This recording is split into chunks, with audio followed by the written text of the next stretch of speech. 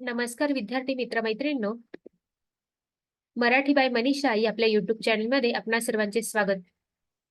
मित्रांनो, आजच्या भागामध्ये आपण इयत्ता 6वीचा पाठ क्रमांक 11 मेनूचा जलप्रवास हा पाठ अभ्यासणार आहोत आणि हा पाठ लिहिलेला आहे विनया साठे यांनी.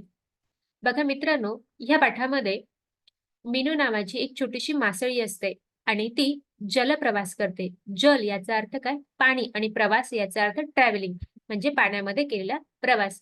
या छोट्याशा मीनूने या पाण्यामध्ये कशा पद्धतीने प्रवास केलेला आहे, त्याचबरोबर तिला ह्या समुद्रामध्ये काय काय पाहायला मिळतं आणि त्यानंतर तिला एक कासवदादा भेटतात आणि हे कासवदादा तिला समुद्रामधली माहिती कशा पद्धतीने सांगतात हे आजच्या भागामध्ये आपण पाहणार आहोत. म्हणून हा व्हिडिओ तुम्ही शेवटपर्यंत पहा आणि ह्या मीनूला या प्रवासामध्ये काय अनुभव आला हे आता आपण आजच्या व्हिडिओमध्ये पाहणार आहोत.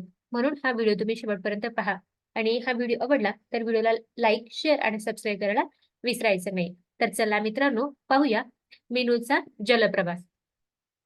बघा, तुम्हाला इथे स्क्रीनवर एक चित्र दिसत आहे आणि ह्या चित्रामध्ये एक गावातून नदी वाहताना आपल्याला पाहायला मिळत आहे. त्याचबरोबर ह्या नदीच्या बाजूला काही घरं आहेत आणि नदीच्या बाजूला झाडं देखील उगवलेले आहेत, खडकं दिसत आहेत.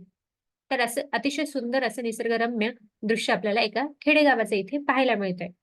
आता पाहूया मेनूचा जलप्रवास. एक होती नदी, तिच्यात होते खूप खूप पाणी. एक काय होती? नदी होती आणि तिच्यामध्ये काय होतं? खूप खूप पाणी होतं. पाणी मीन्स वॉटर. निळे निळे, थंडगार व स्वच्छ, इतके स्वच्छ की वरून पाहिले की तळाची वाळू दिसायची. आता इथे काय सांगितलेलं आहे? पाणी कसं होतं? निळे निळे मीन्स ब्ल्यू. थंडगार मीन्स कूल वॉटर होतं आणि स्वच्छ म्हणजे क्लीन. इतके स्वच्छ की वरून वरून जरी पाहिलं तरी तळाची काय दिसायची? वाळू दिसायची. तळ याचा अर्थ टू बॉटम. वाळू मीन्स रेती, ज्याला आपण स्टँड असं देखील म्हणतो. गोल गोल गोटे दिसायचे आणि सुळसुळ पोहणारे छोटे मासेही दिसायचे. हे पाणी इतकं स्वच्छ होतं की त्या पाण्यामधले गोल गोल गोटे दिसायचे. गोटे म्हणजे दगड, स्टोन. आणि सुळसुळ पोहणारे मासे. सुळसुळ म्हणजे काय? एकदम छोटे छोटे मासे असतात ना, माशाचे पिल्लं, ते कसे इकडून तिकडे सुळसुळ करत पोहतात, तसे छोटे मासेही या नदीच्या पाण्यामध्ये दिसायचे. माशांच्या समूहात राहायची मीनू मासळी आणि या नदीच्या पाण्यामध्ये माशांच्या समूहामध्ये म्हणजेच ग्रुपमध्ये कोण राहायची? मीनू मासळी राहायची. मीनू होती इवलीशी. इवलीशी म्हणजे अतिशय स्मॉल, छोटी. अगदी तुमच्या हाताच्या छोट्या बोटा एवढी. आपल्या हाताचा जो बोट असतो ना, त्या बोटा एवढी छोटी उंचीची ही मीनू होती. आणि तिचे कल्ले कसे होते? रुपेरी कल्ल्यांची. इतर मासे तिचे खूप खूप लाड करायचे आणि ह्या समूहामधले जे मोठे मासे होते, हे मोठे मासे या छोट्या मीनूचे काय करायचे? खूप लाड करायचे.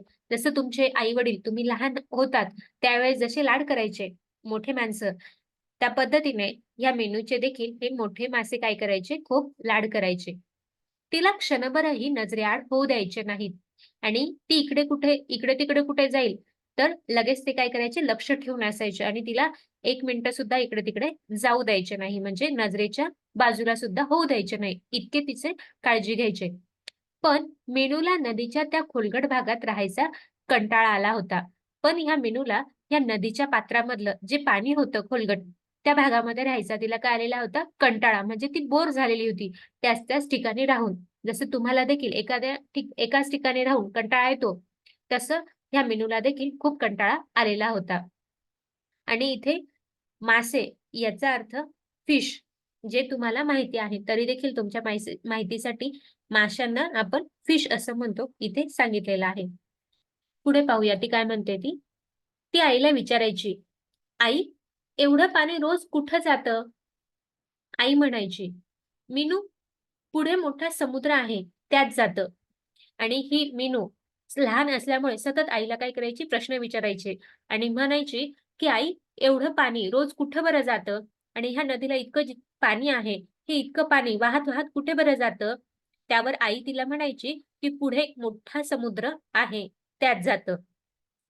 आई समुद्र मोठा समुद्र केवढा असतो? आणि पुन्हा परत ही मीनू त्या आईला विचारते, की समुद्र किती बरं मोठा असतो? केवढा असतो? समुद्र याचा अर्थ सी. मीनू विचारी, "मला माहीत नाही बाळ," आई म्हणायची. आणि आईला माहिती नव्हतं, की समुद्र किती मोठा असतो. कारण आई ह्या समुद्रामध्ये कधी गेलेली नव्हती. म्हणून आई तिला सांगते, की "मला माहीत नाही बाळ." मीनू मधून-मधून विचार करायची, "खरेच, केवढा असेल बरे समुद्र? रोज एवढं पाणी त्यात जमते म्हणजे खूपच मोठा असणार आणि खूप-खूप खोलही." आणि मीनू स्वतःशीच काय करायची, मधून-मधून विचार करायची, की खरंच किती बरं मोठा असेल हा समुद्र. कारण इतकं सारं पाणी ह्या नदीतलं समुद्रामध्ये जातं, म्हणजेच नक्कीच हा समुद्र काय असणार आहे, खूप मोठा असणार आहे आणि खूप खोलवरही असणार आहे. कारण इतकं सारं पाणी साचायला खूप मोठी जागा लागते. म्हणून हा समुद्र कसा असेल, मोठा असेल आणि खूप खोलही असेल, असे ती स्वतःशीच विचार करायची. असे केले तर, तो समुद्रच बघून आलो तर? आनंदाने तिने टुणकन उडीच मारली आणि या मीनूला समुद्र पाहण्याची इतकी इच्छा झालेली होती, तर ती स्वतःशीच विचार करायची, की जर आपण समुद्र बघून आलो तर किती छान होईल. म्हणजे आपल्याला समुद्र पण पाहायला मिळेल आणि आपल्याला ह्या समुद्रामध्ये काय-काय आहे हे देखील पाहायला मिळेल. म्हणून ती स्वतःचीच काय झालेली होती, खूप आनंदी झाली होती, हॅपी झाली होती आणि तिने टुणकन पुन्हा पाण्यामध्ये उड्याच मारायला सुरुवात केली. पुढे एक दिवस मुसळधार पाऊस पडू लागला.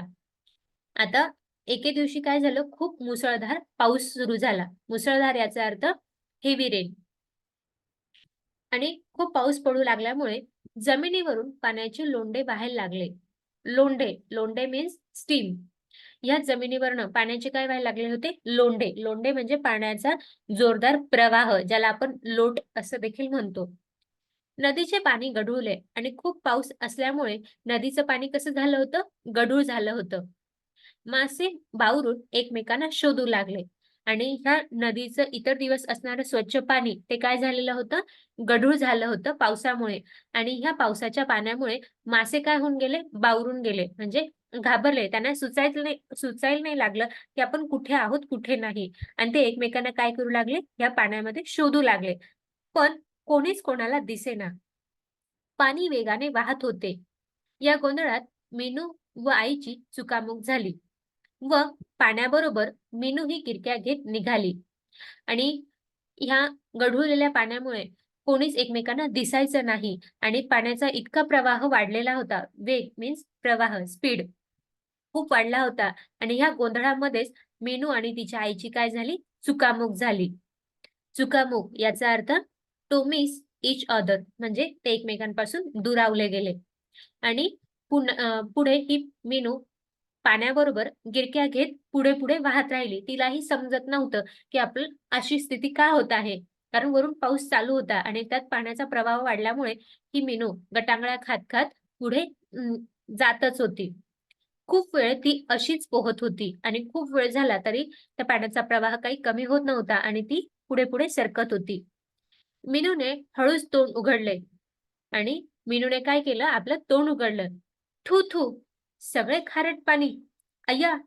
म्हणजे समुद्र. समुद्र म्हणतात तो आला की. आणि मग तिला इतका आनंद होतो, कारण तिच्या तोंडामध्ये खारट पाणी जातं आणि खारट पाणी कुठे असतं? समुद्रामध्ये असतं, असं तिला माहिती होतं. आणि जेव्हा ते खारट पाणी तिच्या तोंडात जातं, तेव्हा ती स्वतःशीच म्हणते, की "अय्या! हा तर समुद्र आहे. म्हणजे आपण समुद्रात आलो तर." बापरे! केवढ्या लांबपर्यंत पसरलेला आहे आणि तिला हा मोठा समुद्र पाहून अतिशय आनंद होतो आणि आश्चर्यही वाटतं आणि मग ती म्हणते, की केवढ्या लांबपर्यंत पसरलेला आहे हा समुद्र. नजर सुद्धा पोहोचत नाही इतक्या लांब आणि ती म्हणते, की आपली नजर सुद्धा ह्या समुद्राच्या किनाऱ्यापर्यंत पोहोचत नाही. किती लांब आहे हा समुद्र. चला, थोडीशी चक्कर मारून परत जावे झाले. आणि मग ती म्हणते, की चला आता आपण थोडासा फेरफटका मारून येऊ. चक्कर मारणे म्हणजे टू टेक अ राउंड आणि एक आपण काय करू राउंड मारून येऊ आणि बघून येऊ हा समुद्र अजून किती मोठा आहे ते. आणि मग मीनू पुढे चक्कर मारायला जाते ह्या समुद्राची. मीनू हळू पुढे निघाली. पाण्यात एका बाजूला लांबपर्यंत खडकांच्या रांगा होत्या आणि मीनू हळू करत काय करायला लागली, पुढे पुढे सरकायला लागली, म्हणजे ती पाण्यामध्ये प्रवाह करायला, त्या पाण्याबरोबर पुढे पुढे प्रवास करायला लागली.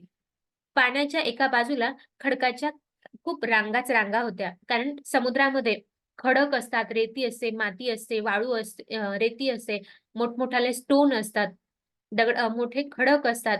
तर अशा ह्या सगळ्या खडकांच्या रांगा या समुद्रामध्ये एका बाजूला होत्या आणि त्यातील एका खडकावर फुलेच फुले होती आणि ह्या समुद्रामध्ये जो खडक होता, या खडकावर काही फुलं देखील उमललेली होती. बघा, इथे तुम्हाला चित्रामध्ये पाहायला मिळतंय, की इथे काही वनस्पती उगवलेल्या आहेत. त्याचबरोबर काही फुलं देखील आपल्याला पाहायला मिळत आहे आणि हे पाण्यामधले हे जलचर प्राणी देखील आपल्याला पाहायला मिळत आहे आणि पुढे आपल्याला ह्या प्राण्यांची नावं देखील, जलचर प्राण्यांची नावं देखील समजून घ्यायची आहेत.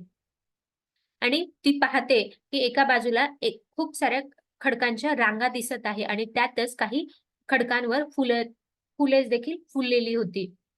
नदीच्या पाण्यावर तरंगायची तशी आणि नदीमध्ये तिच्या गावाच्या जी नदी होती, त्या नदीमध्ये जशा पद्धतीने ही फुले उमलायची, तशाच पद्धतीने ह्या समुद्रामध्ये देखील काही फुलं उमललेली होती. जसं नदीच्या पाण्यात तरंगायची तशी. तरंगणे याचा अर्थ फ्लोटिंग. मीनूला गंमत वाटली.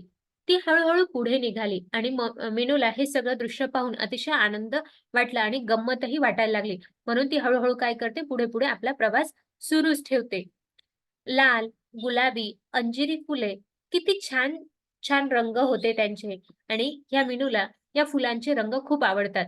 म्हणजेच लाल रंगाचं फूल होतं, गुलाबी आणि अंजिरी रंगाची फुलं होती आणि हे अतिशय आकर्षक दिसत होते. म्हणून ह्या छोट्याशा मीनूला हे खूप छान वाटत होतं. कारण त्यांच्या गावाच्या नदीमध्ये इतके काही फुलं नव्हते आणि इतकी काही छान मोठी जागा पण नव्हती. म्हणून ह्या मीनूला ह्या समुद्राचा खूप हेवा वाटत होता आणि हा समुद्र तिला खूप आवडला. इतक्यात तिची एका विचित्र माशाशी टक्कर झाली आणि ती जशा पद्धतीने पुढे-पुढे प्रवास करत होती, त्याच वेळी तिला एका विचित्र माशाबरोबर काय होते, तिची टक्कर होते. विचित्र याचा अर्थ स्ट्रेंज. त्याचे तोंड घोड्यासारखे होते व पोटाला पिशवी होती आणि ह्या माशाचं तोंड कसं होतं? घोड्याच्या आकाराचं. म्हणजेच हॉर्सचं जसं चेहरा असतो, तोंड असतं, त्याच पद्धतीने हा मासा देखील होता आणि त्याच्या पोटाला काय होती? पिशवी होती. त्यात छोटी-छोटी पिल्ले बसलेली होती आणि ह्या माशाच्या पोटाला एक पिशवी होती आणि त्या पिशवीमध्ये कोण बसलेलं होतं? ह्या माशाची छोटी पिल्लं बसलेली होती. मेनूला क्षणभर हसूच आले, कारण तिला हे काही खूप थोडं नवीन होतं. तिने अशा पद्धतीने मासे पाहिलेले नव्हते. म्हणून तिला ह्या माशाकडे पाहून थोडंसं काय आलं? हसू आलं. बघा, इथे आपण पाहू शकतात, इथे मोठा समुद्र दिसत आहे आणि ह्या समुद्रामध्ये खूप साऱ्या वनस्पती वाढलेल्या आहेत. त्याचबरोबर काही फुलं देखील उमललेली आहेत. खाली स्टोन दिसत आहे. त्याचबरोबर शंख, शिंपले देखील आपल्याला इथे पाहायला मिळत आहे आणि वेगवेगळ्या प्रकारचे आकाराचे मासे देखील आपल्याला ह्या समुद्रामध्ये पाहायला मिळतायत. आणि ह्या घोडा घोडा माशा घोड्यासारख्या आकाराचा मासा आपण पाहिल्यानंतर पुढे मीनूला अजून कोणत्या पद्धतीचे मासे पाहायला मिळतात ते पाहूया.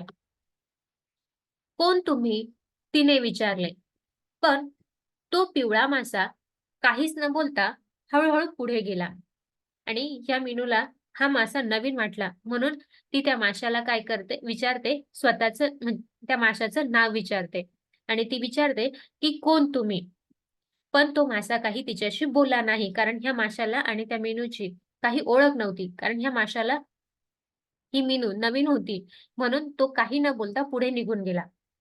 एवढ्यात तळाकडून आवाज आला आणि तळाशी बसलेला कोणी प्राणी आहे, तर तो प्राणी खालून आवाज देतो. तो सांगतो, त्याचं नाव घोडमासा, समुद्र घोडा आणि खालून तळाशी आवाज आल्यानंतर त्या माशाचं नाव कळतं. त्याचं नाव आहे घोडमासा, ज्याला आपण समुद्र घोडा असं देखील म्हणतो. आवाजाच्या रोखाने मीनूने पाहिले आणि ज्या डायरेक्शनमधून आवाज येतोय, तिथून ती मीनू काय करते पाहते. आता आवाजाच्या रोखाने means direction, in the direction.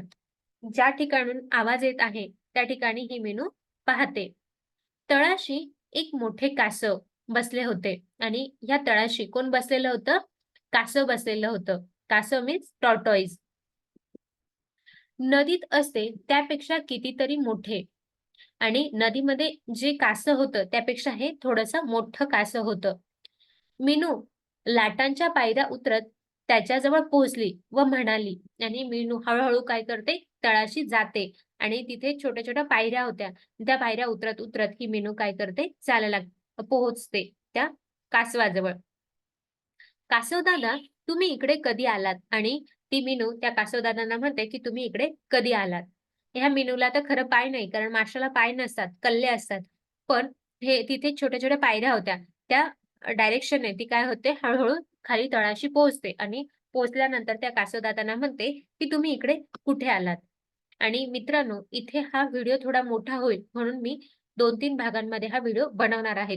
म्हणून आता पुढे मीनू आणि कासवदादा यांची भेट तर झालेली आहे, पण यांच्यामध्ये काय संभाषण होतं, ते आता आपण उर्वरित पुढील भागात बघूया. म्हणून तुम्ही आत्ताच आपल्या चॅनलला सबस्क्राईब करून ठेवा. आणि मित्रांनो, आजचा हा व्हिडिओ आवडला असेल, तर व्हिडिओला नक्कीच लाईक करा. कारण तुमचं एक लाईक मला मोटिव्हेशन देतं. आणि तुमच्या मित्रांपर्यंत हे व्हिडिओ देखील शेअर करा. आणि आजचा हा व्हिडिओ तुम्हाला कसा वाटला ते मला कमेंट करून कळवायचं आहे.